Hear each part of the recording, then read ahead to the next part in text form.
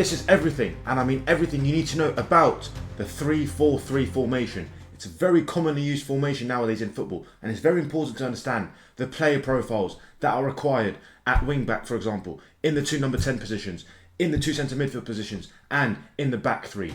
This, honestly, is a big one, and I strongly recommend sending this to, potentially, Ruben Amorim. Why not? So, looking at the back 3, these outside centre-backs are very important in progressing the play, bringing the team further up the pitch, because most often there will be a 3v2 scenario or a 3v1 scenario at the back. So these outside centre-backs are usually free to progress the play. The positioning of the wing-backs are extremely important, because when they start deep, they are attracting pressure.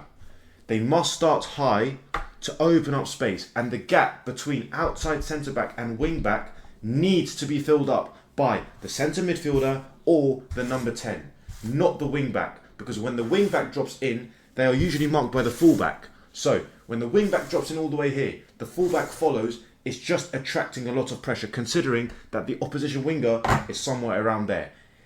If you play this pass into this space, this wing-back is receiving the ball back to goal, and there are problems. Right now with Man United, you can see Diallo playing as a left-footed right wing-back, because then, in this scenario, a right-footed left wing-back would be able to play these inside passes, but there's traffic here. There's a lot of congestion in this space. So it's very important, I cannot stress enough, that the wing back starts high and then drops into the space where necessary. But more often than not, it's better if the number 10 drops in, receives the ball, because then you have these triangles, and then with opposite wing back very high, suddenly you have space to play this wing back, and then the number 10 can stay or push forward, and then the centre midfielder is able to receive the ball with the opposite centre midfielder tucking across.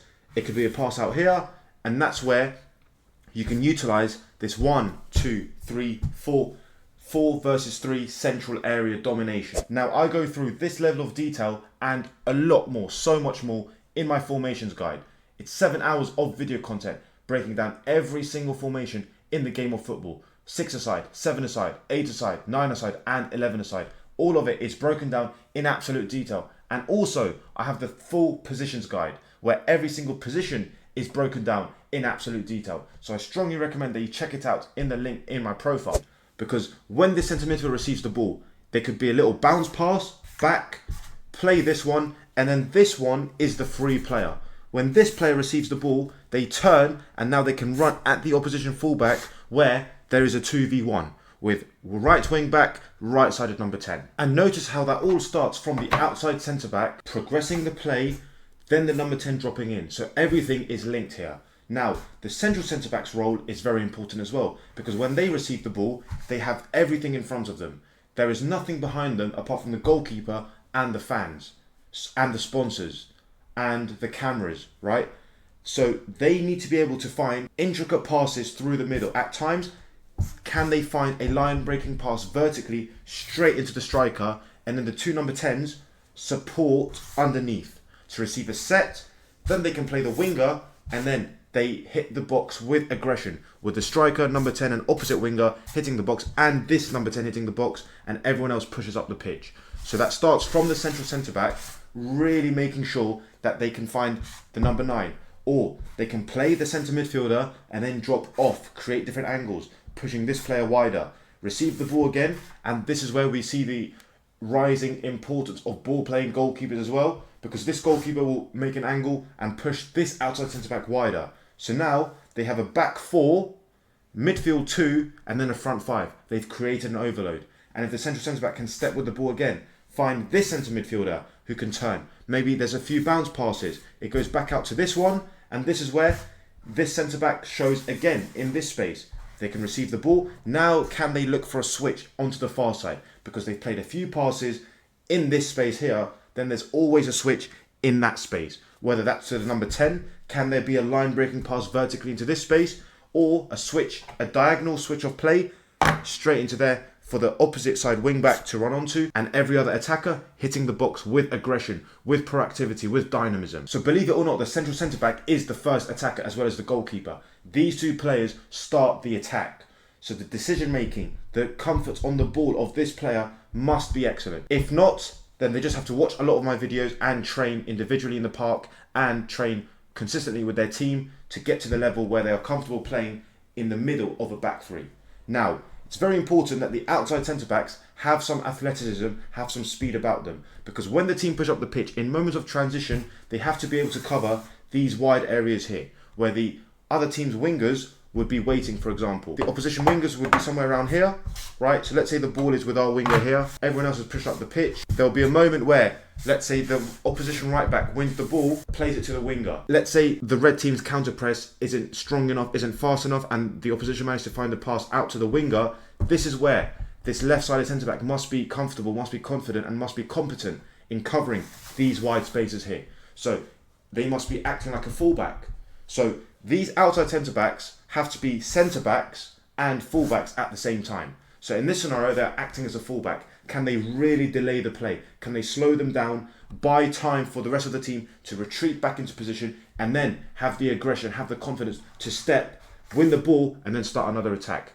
And in moments where they can win the ball in high areas, they need to be confident and drive. Because when they drive, suddenly there's a 3v1 potentially on the opposition fullback. If they're playing a back four, there's a 3v2.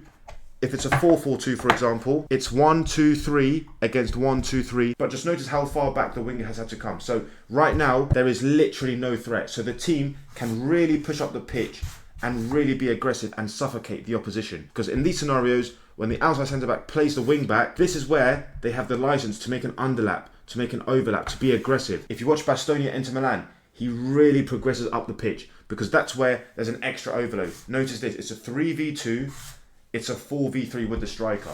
So the outside centre-backs at times can really push up the pitch and create overloads. For example, sometimes when the winger has the ball here and is unable to cross the ball into the box, the outside centre-back, so the right-sided centre-back, supports around here because the winger will play it back to them, and first time they cross the ball into the box where there's a striker, number 10, far side wing back waiting, and the near side number 10 hitting the box as well.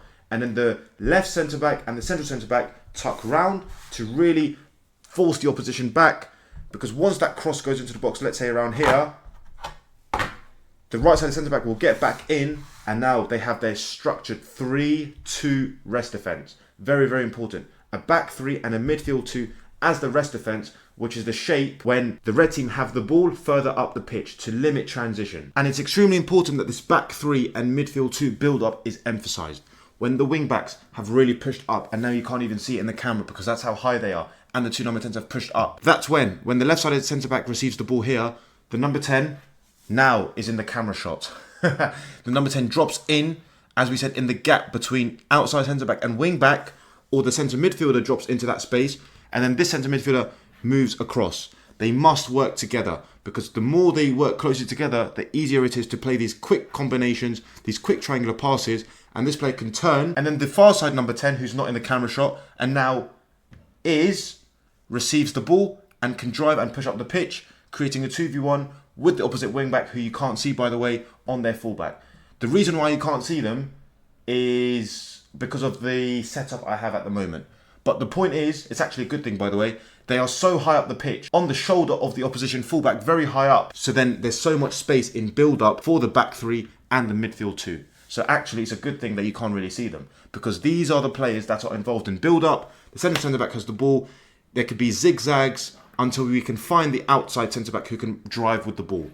For example, it could be one, the left-sided centre-back steps with the ball, turns back, plays the central centre-back, and this is where the right-sided centre midfielder drops in, pushes this player out, because when they receive the ball, they can drive, play the number 10, for example, who can set the outside centre-back, or it can go straight into the outside centre-back who can drive, and then the right-sided centre midfielder stays as a right-sided centre-back, central centre-back, left centre-back, and the left centre midfielder becomes the single pivot. So you still have the back three and one, because the right-sided centre-back is now really pushing up the pitch and being aggressive, creating that overload, as we had just discussed earlier in the video. So if you notice against the opposition, these two centre midfielders and the two number 10s, if we take out one striker, because they'll play with, let's say, one number 10, they're playing a 4-4-1-1, you can see that you have a 1-2-3-4 against a 1-2-3. So there is always that overload. If the striker drops into one of the centre midfielders and they create the box in the middle, well, guess what? The central centre back has so much time and space to progress with the ball. And this is where, if these two 10s stay high and wide in the pockets, that vertical pass into the number 9 is on. Then the 10s can support underneath, and then they can drive, have a shot, play their wingers in behind, cross into the box. There's chaos in the final third once that set happens and the 10s support under the ball. If, for example, the wingers are compact as well to really limit the spaces centrally, this is where we spoke about the outside centre-backs being aggressive, progressing with the ball. And it can even be a situation where the two centre midfielders go on a staggered line to create a diamond. 1, 2, 3, 4 in a diamond. And now, if they go like that, there's so much space for the centre-back. If this striker presses the ball, suddenly this centre midfielder receives the ball behind the striker, and now they're basically playing with one player down, out of the game, and now they can create chances. Especially when, as we just said, the outside centre-backs can get wider, and let's say the ball goes here. If this player can really progress, notice 1, 2, 3 against 1, 2.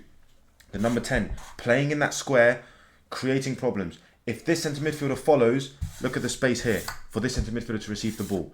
If the number 10 follows this player and the striker drops in here, they're in a low block. There's no counter-attacking threat. You can really just suffocate them. You can even look at these diagonal passes into the number 9. You can play a one-touch pass around the corner into the 10 who can score. You can look at a pass out to the wing-back. The 10 makes an underlapping run to receive the ball in this space. So there's so many opportunities to build and dictate once the players understand their positioning. We're not limiting freedom. We're not limiting creativity.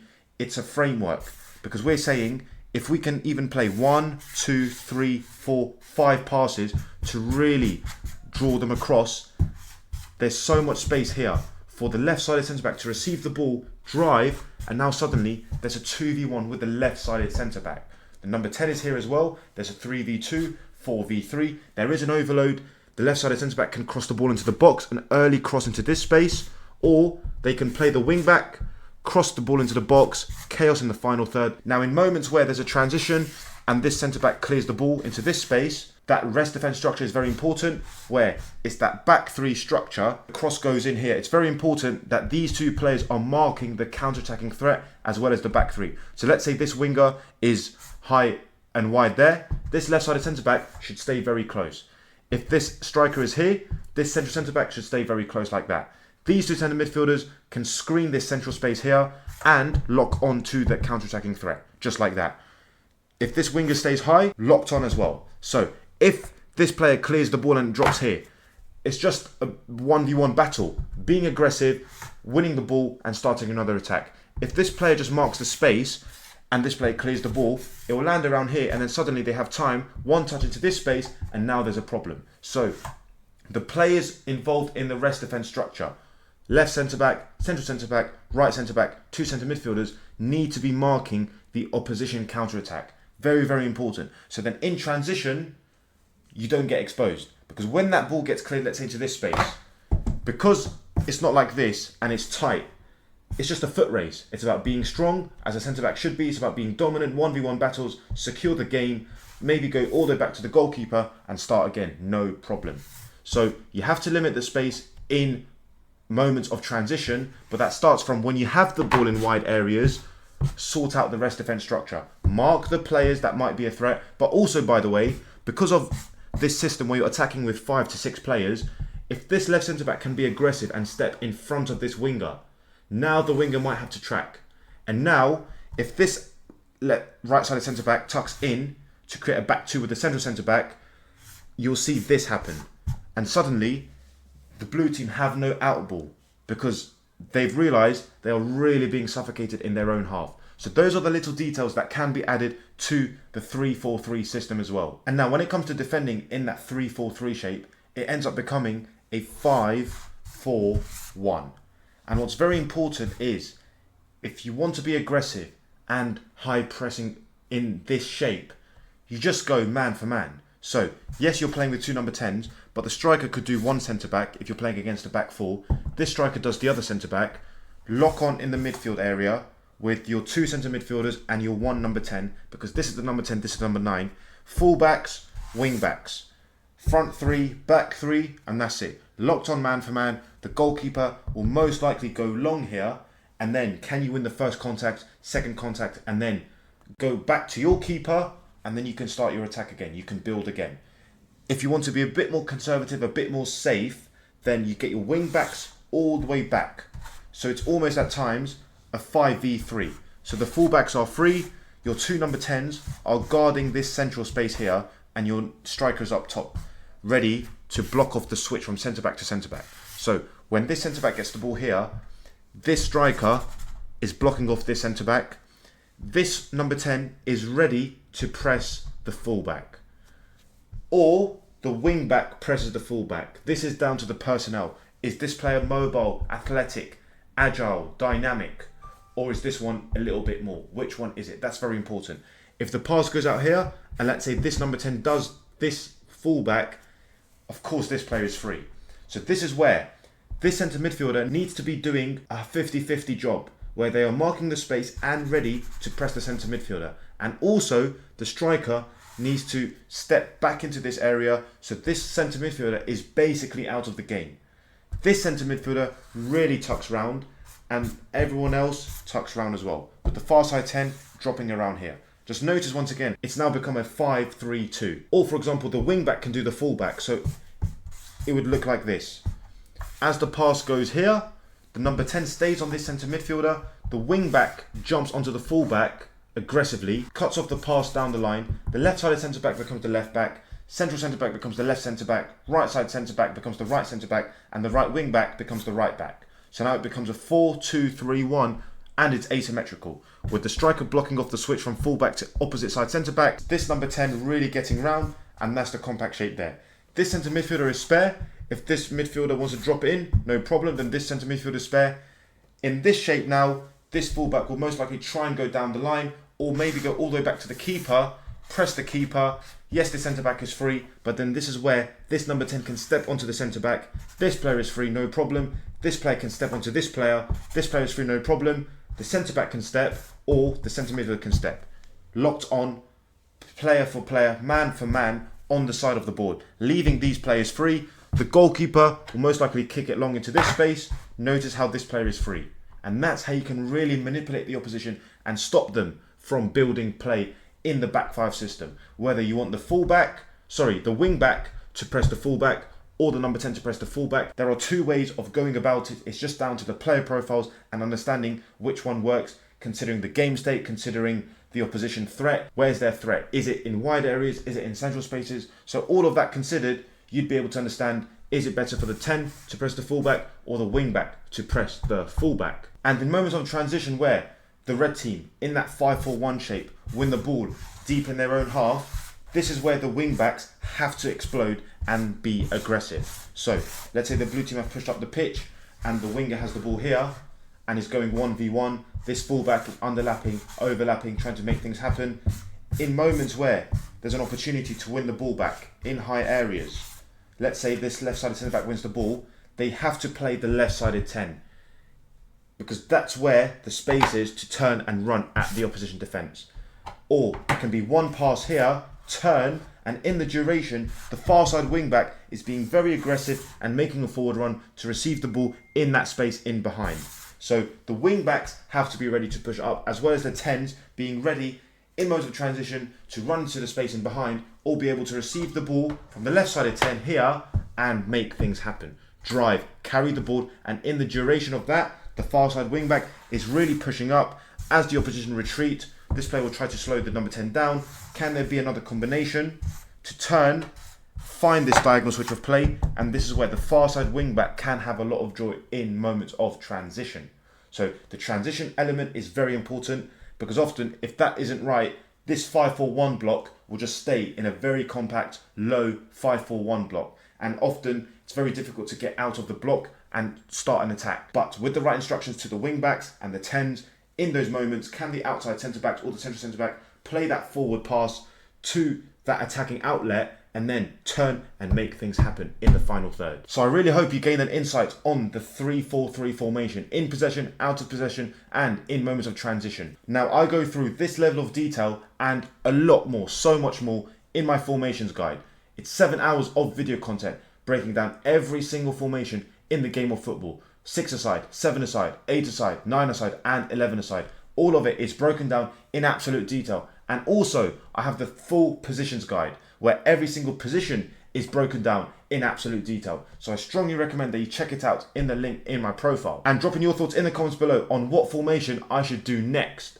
Until next time, as always, stay blessed and stay at peace. Peace!